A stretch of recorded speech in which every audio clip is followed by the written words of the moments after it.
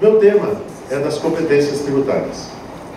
E a esse respeito, eu gostaria de dizer o seguinte: enfrentar a razão pela qual estou falando sobre esse tema e depois examinar 3 problemas, e não mais, que penso serem os maiores problemas que estão sendo enfrentados hoje, que é um problema de estrutura, de interpretação e de aplicação relativamente às competências tributárias.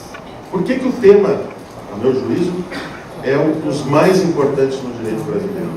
Porque há novas teorias e há novas decisões que estão alterando um entendimento que foi consolidado nos 30 anos da promulgação da nossa Constituição.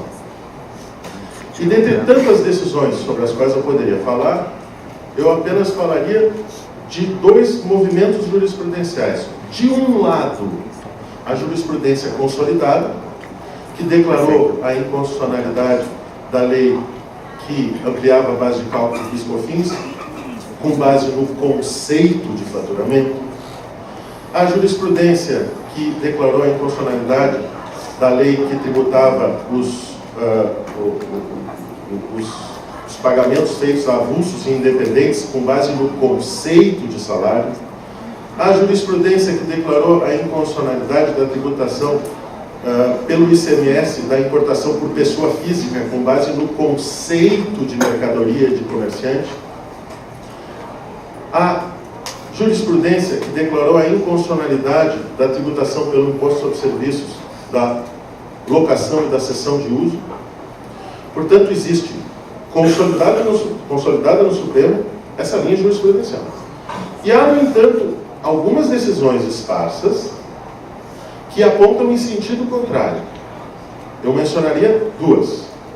Aquela que foi objeto de julgamento no ano passado, mas que foi publicada nesse ano, entendendo que o conceito de serviço é o conceito de utilidade econômica imaterial e não de obrigação de fazer. E a de 1945, ainda não julgada, mas objeto de uma medida cautelar, momento em que o Supremo, relativamente à incidência do ICMS sobre cessão de uso de software, já mostrou um direcionamento no sentido de que as competências tributárias devem ser interpretadas de maneira ampla para que possam abarcar todas as realidades econômicas existentes no mundo, e não apenas algumas delas. Diante deste cenário, me parece importante examinar 3 problemas que, a meu juízo, estão fundamentando esta nova visão, com toda a modéstia, eu entendo, manifestamente equivocada. Problema de estrutura, problema de interpretação e problema de aplicação. Problema de estrutura. Como é que nós devemos interpretar um dispositivo constitucional que atribui poder de tributar a entes federados? A primeira pergunta que nós temos que fazer é uma pergunta básica, normalmente esquecida por teóricos e por julgadores, que é saber o que significa uma competência. Mas, mais tecnicamente, o que significa um enunciado constitucional que atribui competência? Nesse sentido, e muito didaticamente, eu diria o seguinte, que uma regra de competência é um conteúdo de um enunciado prescritivo que guia indireta, mas também diretamente a conduta dos entes federados, de maneira abstrata, heterônoma e com aplicação de sanção. Número 1, o que é uma prescrição?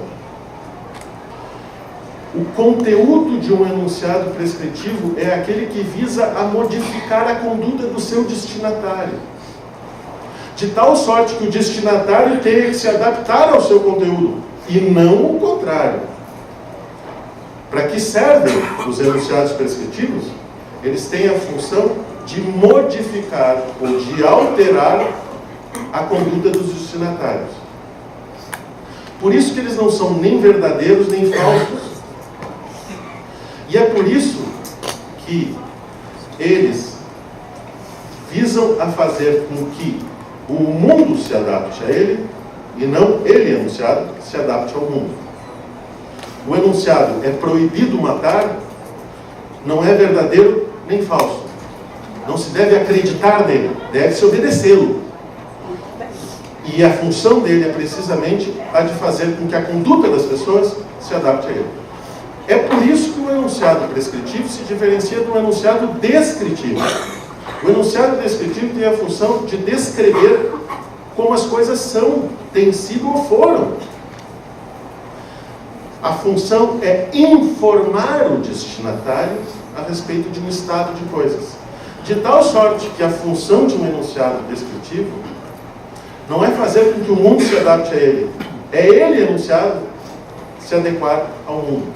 Portanto, o enunciado chove lá fora é um enunciado que pode ser verdadeiro ou falso. Porque com a sensibilidade que nós temos, nós podemos sair lá fora para verificar se está ou não está chovendo. Em outras palavras, o enunciado prescritivo tem a função de alterar a conduta dos destinatários. Jamais descrever a conduta dos destinatários ou descrever um estado de coisas. Além disso, os dispositivos constitucionais que atribuem poder são enunciados que guiam não apenas indiretamente a conduta, mas também diretamente. Todos nós sabemos daquela grande divisão que se faz entre normas imperativas, os comandos e as proibições, e as normas não imperativas, as permissões, as faculdades, as definições, as normas de revogação e, em certa medida, os princípios. Enquanto as normas imperativas regulam diretamente a conduta do destinatário, as normas não imperativas apenas o fazem indiretamente. Diante dessa classificação, surge uma indagação capital. As regras de competência são normas imperativas ou normas não imperativas? Os teóricos do direito já se pronunciaram sobre esse assunto. Kelsen e Alf Ross entendiam que era um comando sem conteúdo. Hart e Bulligan entendem que as regras de competência definem fontes normativas válidas. Ao passo que outros teóricos, mais recentemente, têm entendido que as regras de competência atribuem permissões, sem, no entanto, adiantar conteúdos.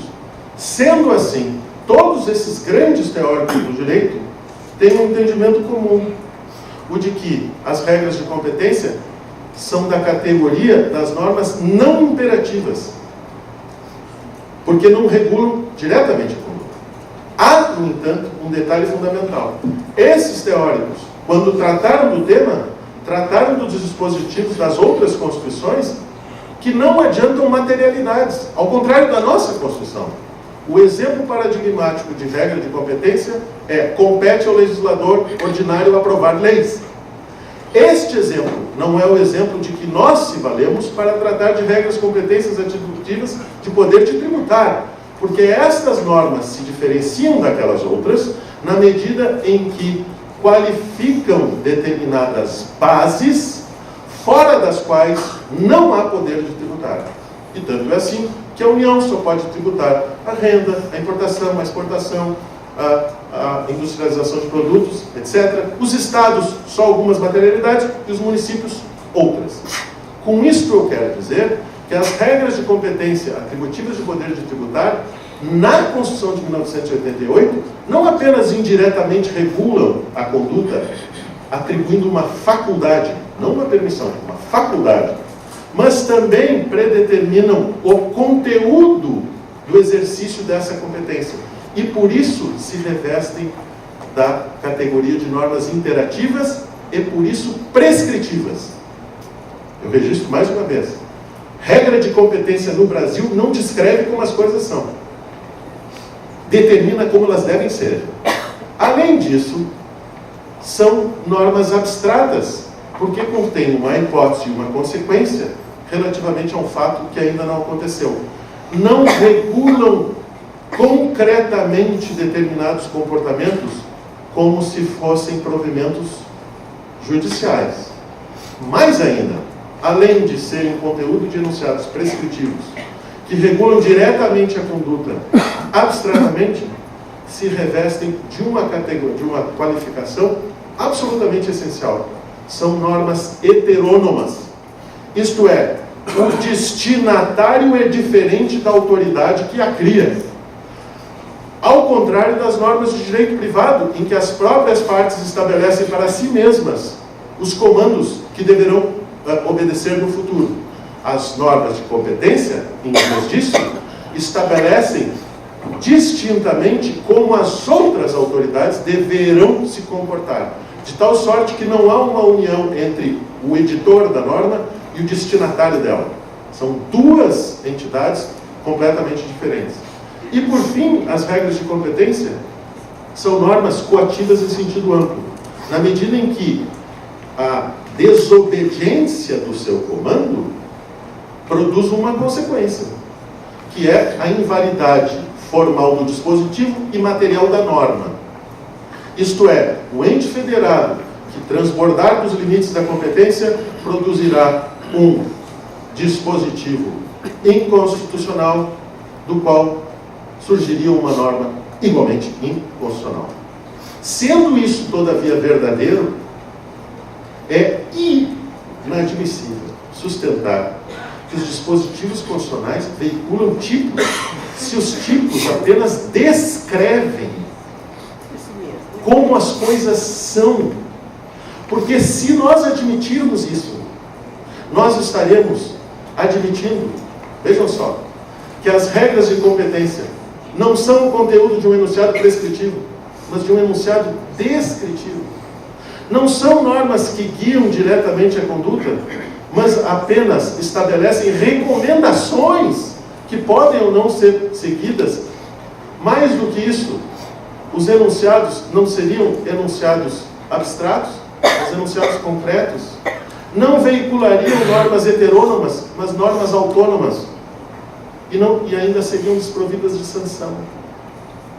O entendimento de que as regras constitucionais, atributivas de competência, exprimem tipos, assim entendidas, aquelas descrições de propriedades tipicamente observadas ao longo do tempo, transforma as regras de competência em recomendações, em regras de etiqueta, de tal sorte que o próprio destinatário vai definir o conteúdo da norma que tem que observar, como se ele fosse o próprio autor da norma que deve obedecer. Isso me parece fundamental, porque atinge aquilo que é essencial no direito, que é a normatividade do direito. O mundo tem que se adaptar ao direito, não é o direito tem que se adaptar ao mundo, como se as disposições constitucionais não tivessem sentido e fossem adquirindo sentido mutável e dinâmico ao longo do tempo. O direito tem que funcionar como contraponto a isso, estabelecendo como as coisas devem ser, não como elas têm sido. Este é o primeiro problema, que atinge o DNA do direito. Mas tem um segundo e um terceiro, que eu trato brevemente. O segundo é um problema de interpretação. O que é interpretação? Existem 3 teorias, porque eu tenho 5 minutos. Número 1. Teoria cética da interpretação. Interpretar é atribuir qualquer significado ao dispositivo. Teoria cética moderada, ou cognitivismo moderado. Interpretar é atribuir algum significado, porque os termos utilizados pelo legislador podem ser ambíguos, mas não possuem significado ilimitado, porque as palavras exprimem significados que foram sendo consolidados ao longo do tempo. E qual é a terceira interpretação?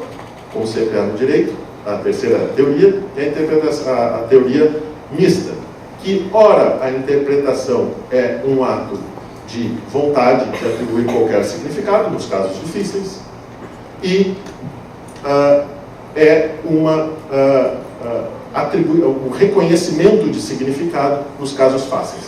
Qual é a teoria adequada e que foi fruto de debates pelos teóricos do direito nos últimos 30 anos? Vamos pela negativa. Há um consenso doutrinário no sentido de que a interpretação não é a atribuição de qualquer significado às palavras. O intérprete deve reconhecer os significados possíveis e, dentro de métodos de interpretação, escolher aquele que seja mais conforme ao sistema do qual o dispositivo faz parte. Mas jamais um teórico pode atribuir o significado que bem lhe aprouver. Porque se isso for feito, de novo nós atingimos a normatividade do direito. Porque o direito deixa de ser significado que constrange a conduta dos outros para ter o significado caprichoso do próprio destinatário que a está interpretando. O que está acontecendo hoje? Algumas decisões do Supremo Tribunal Federal estão desprezando os significados mínimos dos termos constitucionais e atribuindo a eles o significado que subjetivamente melhor se conforma à vontade do julgador. E isso está acabando com a normatividade do direito. Não bastasse tudo isso, ainda há o terceiro problema, que é precisamente o da aplicação. Porque uma vez construída a norma, e portanto determinado esse sentido, é preciso aplicá-lo diante do caso concreto. E há várias teorias sobre a aplicação, mais formais, no sentido de que esses significados são intransponíveis, ou mais particularistas, no sentido de que esses significados são meras recomendações, que diante do caso concreto e das circunstâncias, todas sempre excepcionais no direito tributário, podem ser afastados. Neste universo de teorias, pergunta-se: qual é a teoria da aplicabilidade adequada? Respondo pela negativa. O particularismo puro, que entende que as normas constitucionais são meras diretrizes que podem ou não ser objeto de observação, de observância pelo destinatário, acaba com a normatividade do direito. E por quê? Porque aquilo que serve de limite termina sendo limite nenhum. E, portanto, o poder pode ser exercido livremente. E aquilo que é poder de tributar vira soberania. Porque poder é sempre poder limitado. E a função das regras de competência é precisamente limitar o exercício do poder. O conjunto desses três problemas de estrutura, de interpretação e de aplicação está, na minha visão, minando a normatividade do direito. E eu tento explicar isso usando duas metáforas, após as quais eu termino aqui a minha exposição. Vejam que os teóricos mais tradicionais normalmente utilizavam a metáfora das figas mestras de um edifício para exemplificar os princípios ou mesmo para exemplificar normas fundamentais do sistema. É por isso que alguns autores, um deles brilhantemente trata desse assunto aqui do meu lado, o professor Jorge Antônio Carrasa, trata os princípios como vigas mestras do ordenamento jurídico.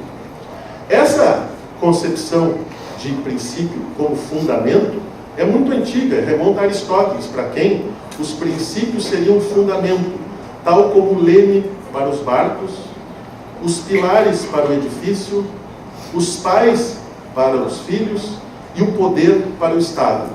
No seguinte sentido: sem os fundamentos, o barco perde o rumo. Sem os fundamentos, o edifício desmorona. E um desses fundamentos é o da discriminação de competências. E vejam que a discriminação de competências no direito brasileiro é da seguinte forma: a União só pode tributar as bases A, B e C, os estados D, E e F e os municípios G, H e I. Essas competências são exaustivas, porque a União é que tem competência residual. Mas a competência residual é da seguinte forma: ela só pode tributar por meio de lei complementar, desde que não coincida nem com A, I. Tem que ser outras bases. Sendo assim, as competências são privativas, mutuamente excludentes e conjuntamente exaustivas, que são termos lógicos. De tal sorte que, sendo assim, eu pergunto, como é que se pode admitir, nesse sistema de discriminação de competências, que A, B e C não tenham significado? Ou que D, E e F não tenham significado? Porque, se não tem significado, para que competência residual? Se a competência geral já abrange tudo, para que competência residual para mais alguma coisa? Porque mais alguma coisa já está dentro de tudo. E como é que não vai haver invasão de competência? Como é que nós vamos saber os tributos que vão ser repartidos se não há significado previamente determinado? Em outras palavras, essas concepções, baseadas nesses três problemas, estão dinamitando a estrutura ou os pilares do edifício. Tal como aconteceu no edifício Palace 1, no Rio de Janeiro, em 1980 e alguma coisa. Um edifício inteiro na Barra da Tijuca, no Rio de Janeiro, desmoronou. E a foto do desmoronamento é de areia pelos ares, porque o material utilizado se esfarelou. É como se o material do direito, que são as normas, estivesse se esfarelando. Mas não apenas nós precisamos prestar atenção no modo como a gente ergue o edifício. É preciso prestar atenção como a gente mantém o edifício. Isto é, uma vez construído o sentido, é preciso aplicá-lo ao caso concreto. Qual é a segunda metáfora? 10 anos depois, 3 edifícios no centro do Rio de Janeiro, de novo, desmoronam. Primeiro um maior e 2 depois. A investigação concluiu.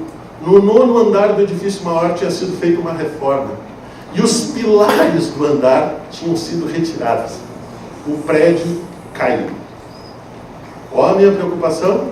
A minha preocupação é no sentido de que os pilares do direito estão sendo esfarelados pelo ceticismo interpretativo, pelo particularismo de interpretação, de aplicação, e mesmo desconsiderando isso, as sucessivas reformas constitucionais têm desnaturado o edifício que está prestes a cair. Qual a nossa missão? Abandonar o opinionismo, o subjetivismo na interpretação e voltar às categorias fundamentais que nós aprendemos nos últimos 30 anos. Eu me incluo entre aqueles que entendem que a tarefa do cientista é aprimorar aquilo que foi construído e não simplesmente rejeitar com pretensão de novidade, novidadeira, aquilo que foi construído tão arduamente pelos mestres que nos antecederam. E digo mais, e aí termino, o opinionismo judicial e doutrinário está acabando com o direito. Porque tudo é opinião. Mas não é tudo opinião. Existem determinadas fontes que são irrecusáveis, significados mínimos que são irrecusáveis e significados que foram consolidados durante 30 anos e dos quais nós não podemos nos afastar. Aliás, é muito interessante. Se tudo fosse opinião, nós precisaríamos nos lembrar do diálogo que Protágoras teve com Sócrates. Protágoras disse: todas as opiniões são verdadeiras. Aí o Sócrates disse: eu acho que a sua opinião é falsa.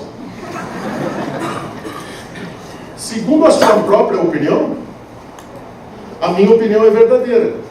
Portanto, se a sua opinião é verdadeira, ela é falsa. O que mostra uma contradição insolúvel. É preciso retornar aos fundamentos da teoria do direito, da lógica e para as bases do direito tributário. E não renegar aquilo que os nossos mestres construíram arduamente durante 30 anos. Pela atenção e generosidade, muito obrigado.